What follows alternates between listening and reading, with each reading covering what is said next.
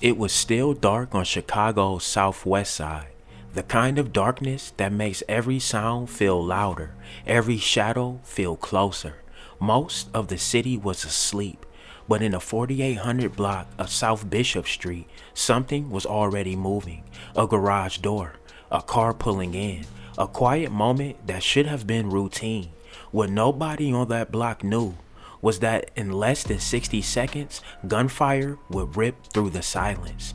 And one of the people caught in the middle wasn't who the shooters thought he was. Just after midnight, a car turned onto South Bishop Street. Nothing about it looked unusual. No flashing lights, no sirens, no warning. Inside was a man who had just finished a long day.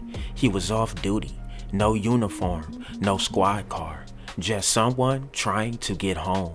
He pulled into his garage like he had done countless times before.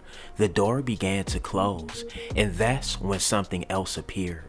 A white sedan rolled into view, slow, deliberate, almost like it was searching. In the dark, it didn't look threatening, not yet. The sedan stopped, 4 figures inside, all dressed in black.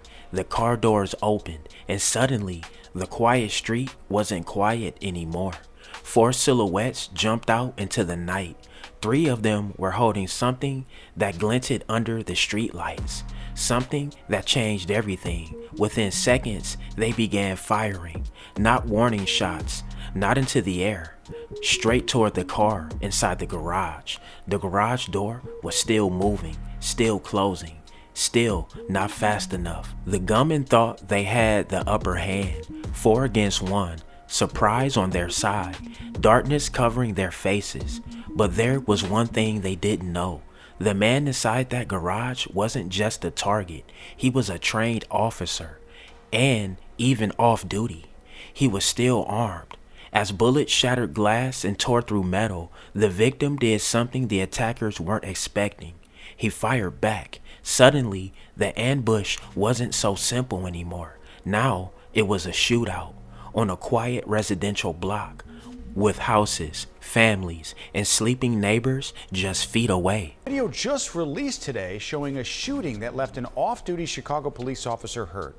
This shooting happening back on August 3rd in the 4800 block of South Bishop Street.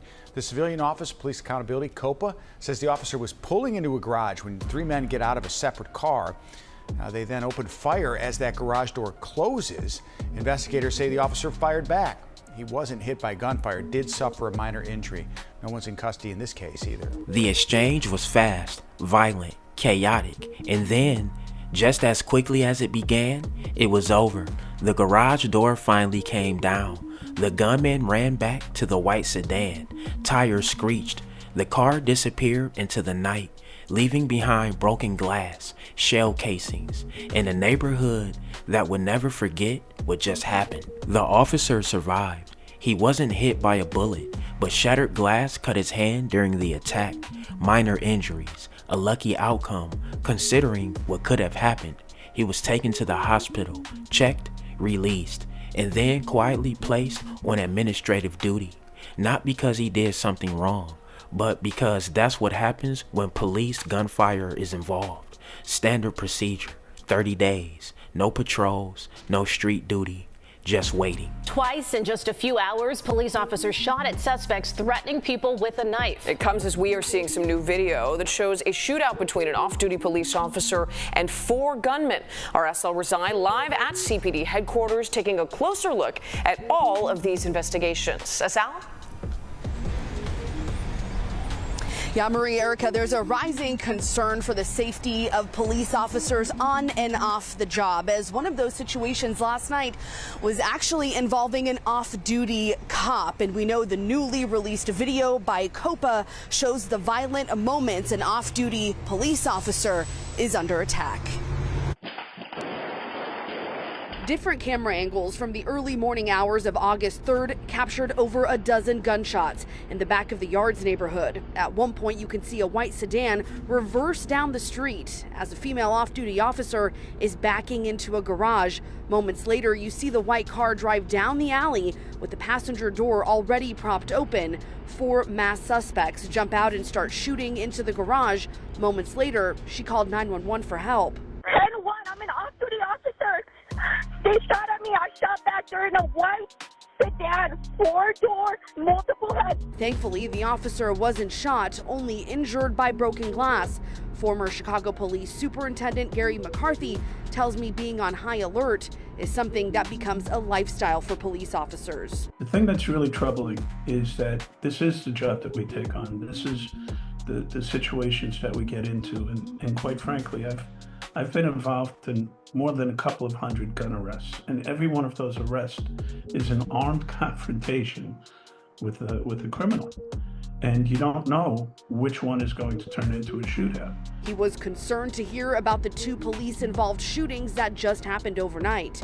Attacking an off-duty PO. On the south side, around 8 o'clock, an off-duty Broadview police officer was getting out of his car in an alley near 73rd and Langley when a man approached him with a knife. Caller states a Broadview police officer is under attack in the alley and shots are being fired. You can see a knife left behind at the scene. Police say the off-duty officer shot the suspect in the leg. He was tracked down by Chicago police a few blocks away and taken into custody. A few hours later, on the west side, on Madison near Laramie, Chicago police officers saw a man holding a large knife while walking towards people on the street. After ignoring commands from police to drop the knife, he was shot and taken to the hospital in good condition. We live with that stress. We live with that understanding. But when we make those arrests, we have to make sure that people pay the price for it and go to jail.